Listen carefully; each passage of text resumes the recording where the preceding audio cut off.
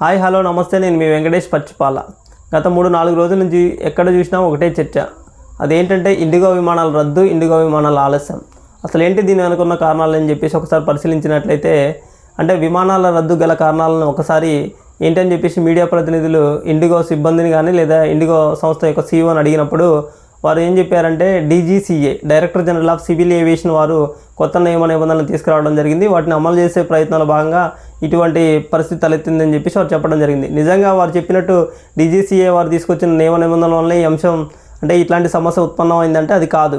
ఎందుకంటే పౌర విమానయాన రంగంలో పూర్తిగా మోనోపోలీ, ఏకస్వామ్యం లేదా అంటే గుత్తాధిపత్యం లేదా 1-2 సంస్థల చేతుల్లోనే ఇలా పౌర విమానయాన రంగం అనేది పూర్తిగా అంటే వాళ్ళ కబంధాస్తాల్లో చిక్కుకుపోయింది. ఇప్పుడు మనందరికీ తెలుసు, దేశీయ పౌర విమానయాన రంగంలో సుమారు ఇండిగో వారి వాటా 63%, అదే ఎయిర్ ఇండియా వారి వాటా 27%. అంటే సుమారుగా 90% ఈ రెండు ఎయిర్లైన్స్ చేతుల్లోనే ఉండడం జరిగిందనమాట.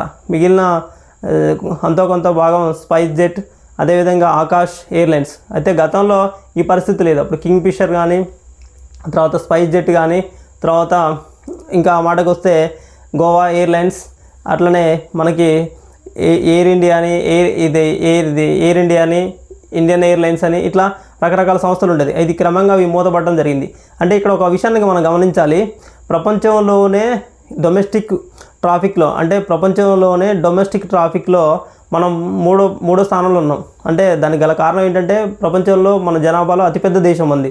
సుమారు 145 కోట్ల జనాభాకు పైగా మనం కలిగి ఉండటం జరిగింది. కాబట్టి పెరుగుతున్న అవసరాల దృష్ట్యా ఇలా మధ్యతరగతి వారు కూడా అంటే ఒక ప్రాంతం నుంచి ఒక ప్రాంతానికి వెళ్ళే ప్రయత్నంలో భాగంగా ఖచ్చితంగా విమాన ప్రయాణాలు చేయడం చాలా ఇలా కామన్ అయిపోయింది. అంటే ఇప్పుడు హైదరాబాద్ నుంచి ఢిల్లీ కానీ, హైదరాబాద్ నుంచి చెన్నై కానీ, హైదరాబాద్ నుంచి కలకత్తా కానీ, హైదరాబాద్ నుంచి ముంబై కానీ, లేదా హైదరాబాద్ నుంచి వైజాగ్ కానీ, లేదా ఈ మధ్యకాలంలో కూడా మనం తెలుగు రాష్ట్రాల్లో ఇప్పుడు అయ్యప్ప మాలదారులు ఏం చేస్తారంటే, అంటే ఇప్పుడు మన తెలుగు రాష్ట్రాల నుంచి శబరిమలైకి వెళ్ళాలంటే బస్సులో సుమారు ఒక 4-5 రోజులు లేదా అది టూర్లు అంటే పెట్టుకుంటే కనీసం ఒక వారం 10 రోజులు పడుతుంది.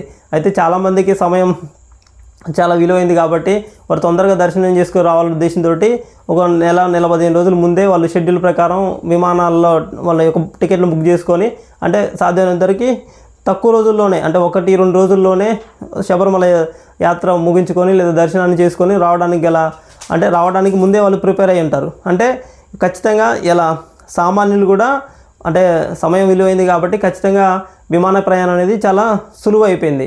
అదేవిధంగా ఇంకొక మాట చెప్పాలంటే, ఉన్నత విద్య కోసం కానీ, లేదంటే మంచి మెరుగైన వైద్యం కోసం కానీ, లేదంటే ఇలా చాలామంది కూడా అంటే ఇప్పుడు సంపన్న వర్గాలనే కానీ సామాన్యులు కానీ దేశంలో చాలా దర్శనీయ ప్రదేశాలకి అంటే ఒకప్పుడు టూరిస్టులు అంటే మన దేశం నుంచి ఇతర దేశాలకు వెళ్ళి అక్కడ ఉన్న ప్రదేశాలు చూసి రావడం కాదు, ఇలా దేశంలో కూడా ఎన్నో దర్శనీయ ప్రదేశాలు ఉన్నాయన్నమాట. అంటే ఒక రకంగా చెప్పాలంటే టూరిజం కల్చర్ బాగా పెరిగింది ఇండియాలో. అది ఒక రకమైన శుభసూచకం అనమాట. ఈ ఇన్ని కారణాల వల్ల ఇలా విదేశాలు అంటే విమానాల్లో ప్రయాణించే వారి సంఖ్య పెరిగింది. అయితే దీనికి తగ్గట్టు దేశంలో విమానాశ్రయాలు పెరుగుతున్నాయంటే ఇప్పుడిప్పుడే ఆ ప్రయత్నం జరుగుతుంది. దానికి తగ్గట్టు కొత్త విమానాలు కొనుగోలు కానీ, అదేవిధంగా అంటే ఒక రకంగా చూస్తే ఇది మంచి సందర్భమే. అంటే విమాన ప్రయాణాలు పెరగడం మంచిదే. అంటే ఒక రకంగా చెప్పాలంటే డెవలప్మెంట్కి ఇది ఒక ఇండికేషన్ అనమాట. అయితే అదే సందర్భంలో వారికి అంటే పెరుగుతున్న ప్రయాణికులకు దృష్టిలో పెట్టుకొని వసతులు కానీ అంటే వాళ్ళకి సౌకర్యాలు మెరుగైనాయి అంటే ఒకసారి ఆలోచించాల్సిన అంశం ఉంది. అయితే ఏ రంగంలోనైనా మోనోపోలీ అనేది చాలా ప్రమాదం. గతంలో మనం టెలికాం రంగంలో చూసినాం. అంటే ఇప్పుడు మనందరికీ తెలుసు, టెలికాం రంగంలో ఇప్పుడు 2 కంపెనీల ఆధిపత్యం ఉంది. ప్రధానంగా జియో, ఎక్కడ చూసినా జియో వినియోగదారులు ఎక్కువ ఉన్నారు. అంతో కొంత పోటీస్తున్న సంస్థ అంటే ఎయిర్టెల్. ఆ తర్వాత ఇంకా మిగతా సంస్థలన్నీ కూడా నామాత్రం అయిపోయినాయి. గతంలో ఆ పరిస్థితి లేదు. మనకి వడాఫోన్ కానీ, ఐడియా కానీ, బిఎస్ఎన్ఎల్ కానీ, రిలయన్స్ కానీ, టాటా డోకోమో ఉండేవి. పూర్తిగా అవి కనుమరుగైనాయి. ఇప్పుడు ఆ పరిస్థితి రాబోయే రోజుల్లో బ్యాంకింగ్ రంగంలో కూడా మనకి ఎదురయ్యే పరిస్థితి ఉంది. అంటే చూడండి, గతంలో మనకి ప్రభుత్వ రంగం బ్యాంకులు 27 ఉండేది. ఇప్పుడు అవి విలీనం వల్ల సుమారు 12కి తగ్గినాయి. రాబోయే రోజుల్లో ఈ 12ని కూడా చాలా వరకు విలీనం చేస్తే సుమారు 4-5 బ్యాంకులు మాత్రమే ప్రభుత్వ రంగంలో ఉండే అవకాశం ఉంది. అంటే ప్రైవేట్ రంగంలో బ్యాంకులు ప్రజల కోసమే పనిచేస్తాయి. కాకపోతే ఏంటంటే ప్రైవేట్ రంగంలో ఉన్న బ్యాంకులు ఖచ్చితంగా వాళ్ళ ఉద్దేశం ఏంటంటే లాభాపేక్షే. ప్రభుత్వ రంగ బ్యాంకులు ఏంటంటే ఇటు లాభంతో పాటు ప్రజల అవసరాలను దృష్టిలో పెట్టుకొని వారి యొక్క సేవలు ఉంటాయి అన్నమాట. కానీ ఇప్పుడు మనం చూడండి, ఇప్పుడు స్పైస్ జెట్ ఉంది. స్పైస్ జెట్ ఎంతసేపు ఏం చేస్తుంది, ఆ సంస్థ లాభాల గురించి ఆలోచిస్తుంది తప్ప అందులో పనిచేసే సిబ్బంది గురించి కానీ, పైలట్ల యొక్క ఆరోగ్యం గురించి కానీ, వాళ్ళ భద్రత గురించి కానీ ఆలోచించదు. కాబట్టి అంటే కొన్ని రంగాలు ఖచ్చితంగా అది ప్రభుత్వ రంగంలో ఉండాలా, ప్రైవేట్ రంగంలో ఉండాలనేది ఒక పెద్ద ప్రశ్న. అయితే దీనికి ప్రధాన కారణం ఏంటంటే మోనోపోలీ. ఏ రంగంలోనైనా మోనోపోలీ అనేది ఖచ్చితంగా దీర్ఘకాలికంగా చూస్తే అది ఖచ్చితంగా చెడు ప్రభావాలే ఉంటాయి. దానికి బెస్ట్ ఎగ్జాంపుల్ ఏంటంటే ఇండిగో విమానాలు రద్దు కానీ, ఆలస్యం కానీ.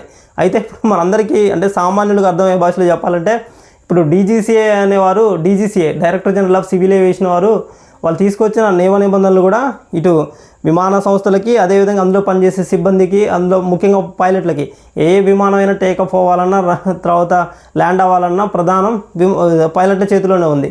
కాబట్టి ఆ పైలట్ల యొక్క అంటే వాళ్ళ యొక్క భద్రతను కానీ, వారి యొక్క అంటే విశ్రాంతి కానీ, వారికి అవసరమైన అంటే కనీస సౌకర్యాల కల్పనకు మాత్రమే వాళ్ళు నిబంధనలు తీసుకురావడం జరిగింది. అయితే డీజీసీఏ వారు ఎందుకు తీసుకొచ్చారంటే, పౌర విమానానికి సంబంధించిన రూల్స్ని ఫ్రేమ్ చేసేది డీజీసీఏ వారు. అదేవిధంగా బ్యాంకింగ్ రంగంలో మనందరికీ తెలుసు, అంటే బ్యాంకుల యొక్క నియమ నిబంధనలు రూపొందించేది RBI, reserve bank of India. ఇంకా మనందరికీ తెలుసు స్టాక్ మార్కెట్ గురించి అంతో కొంత అవగాహన ఉంటుంది అందరికీ. ఆ రంగంలో నియమ నిబంధనలు రూపొందించేది SEBI, securities exchange board of India. ఇట్లా డీజీసీఏ వారు కూడా విమానయాన రంగానికి సంబంధించిన అంటే నియమ నిబంధనలు ఫ్రేమ్ చేయడం జరుగుతుంది. అయితే ఇప్పుడు డీజీసీఏ వారు చెప్పిన నియమ నిబంధనలను అమలు చేయడానికి ఈ ఇండిగో సిబ్బంది సిద్ధంగా లేకపోవడం వల్ల, ఇండిగో సిబ్బంది కానీ సంస్థ అధిపతులు సిద్ధంగా లేకపోవడం వల్ల ఈ సమస్య తలెత్తింది.